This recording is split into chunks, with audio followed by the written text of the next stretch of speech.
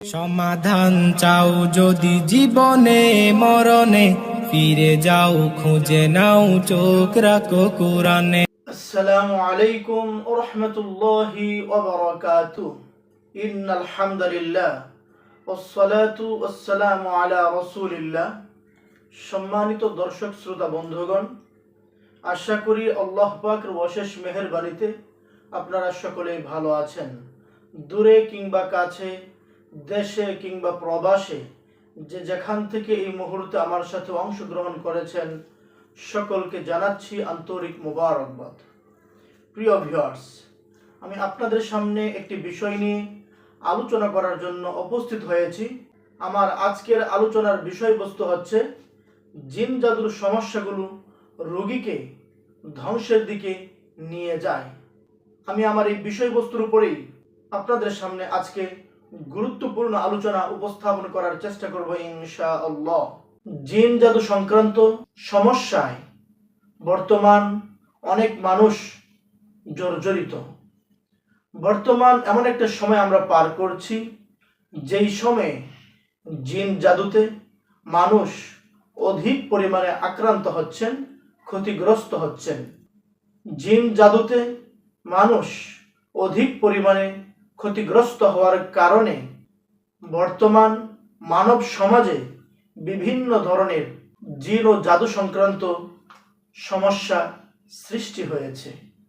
যখনই জিন ও জাদু সংক্রান্ত সমস্যায় আপনি পতিত হবেন, তখন এই সমস্যা থেকে কিভাবে উত্তোলন হওয়া যায় সেই প্রচেষ্টা আপনাকে অবশ্যই করতে হবে। জিন ও জাদু সংক্রান্ত এই রকম মারাত্মক পর্যায়ে মানুষ যখন পৌঁছে যায়, কোনো কোনো মানুষকে জিন ও জাদুর ক্ষতির কারণে মৃত্যুর মুখে ঢলে পড়তে হয়। আর যদি তিনি মারা নাও যান, তিনি এমনভাবে জীবন যাপন করেন, তার বেঁচে থাকা আর না থাকা প্রায় সমান কথা। সেই ক্ষেত্রে আমরা দেখে থাকি অনেক পেশেন্টেই বলে থাকেন, আমার মনে হয় আমি মৃত্যুবরণ করি, কারণ এই জীবনটা আমার কাছে আর সহ্য হচ্ছে না, আমার জীবনটা আমার কাছেই অসহ্যকর অবস্থায় পৌঁছে গিয়েছে। বিষ পান করার মাধ্যমে একটা মানুষ যেমন মৃত্যুর কাছাকাছি চলে যায়, অনেক ক্ষেত্রে মৃত্যুবরণ করে ফেলে, ঠিক তেমনি ভাবে জিন ও জাদুর ক্ষতির দিকগুলো যখন তার বডিতে বিষের মতো ছড়িয়ে ছিটে যায়, ওই মানুষটাও কখনো মৃত্যুবরণ করে, আবার কখনো মৃত্যুর কাছাকাছি সে চলে যায়। জিন ও জাদুর সমস্যাগুলো এতটাই মারাত্মক লেভেলের হয়, ওই ব্যক্তির জীবন ধ্বংসের দিকে নিয়ে যায়।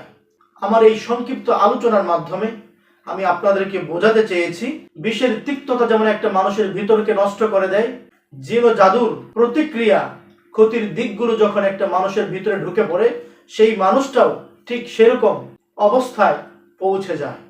এই সংক্ষিপ্ত সময়ের মাঝে আমি আপনাদের সামনে যে বিষয়টি আলোচনা করেছি, আশা করি আমার এই সংক্ষিপ্ত সময়ের আলোচনার মাধ্যমে আপনারা ইতিমধ্যেই বুঝতে পেরেছেন জিন জাদুর সমস্যাগুলো রোগীকে ধ্বংসের দিকে কিভাবে নিয়ে যায়।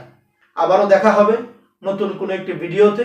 সেই পর্যন্ত আল্লাহ তাআলা আপনাদের সকলকে ভালো রাখুক, সুস্থ রাখুক, এই প্রত্যাশা ব্যক্ত করে আজকের মতো এখানেই বিদায় নিচ্ছি। আল্লাহ হাফেজ।